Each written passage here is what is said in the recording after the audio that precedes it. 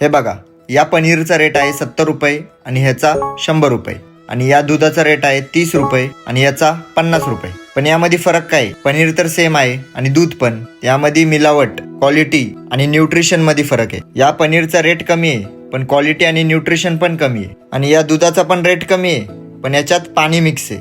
आणि असंच तुमच्या वे प्रोटीन मध्ये पण फरक असतो. तुम्हाला पर स्कूप दाखवतात 24 ग्राम प्रोटीन आहे पण त्याचा स्कूप किती मोठा आहे ते पण बघा. आता आहे ना, मार्केटमध्ये 10 ब्रँड्स पैकी 7 ब्रँड तर फेक मिलावटच असतात आणि त्यातले 3 असतात चांगले. पण मला माहिती नाहीये की त्यातलं कोणतं चांगलं आहे आणि कोणतं फेक. आपण थोडे पैसे वाचवायला जातो पण प्रोडक्ट फेक आहे का ओरिजिनल आहे यावर लक्ष नाही देत. पण मी एकाच ब्रँडवर ट्रस्ट करतो, ते म्हणजे GNC, जे की मी स्वतः यूज करतो आणि जो की मार्केटमध्ये सगळ्यात जुना ब्रँड आहे. पण याचे पण प्रोडक्ट्स कुठून पण नाही घ्यायचे, फक्त आणि फक्त GNCच्या ओरिजिनल वेबसाईटवरून घ्यायचे. आणि त्यात जर तुम्हाला एक्स्ट्रा डिस्काउंट पाहिजे असेल ना तर माझा कोड यूज करा Jay01. आणि आता ही रील पहिले तुमच्या मित्राला शेअर करा जो विचार न करता कुठले पण प्रोडक्ट्स घेतो. आणि अशाच रिअल टिप्ससाठी मला फॉलो करा.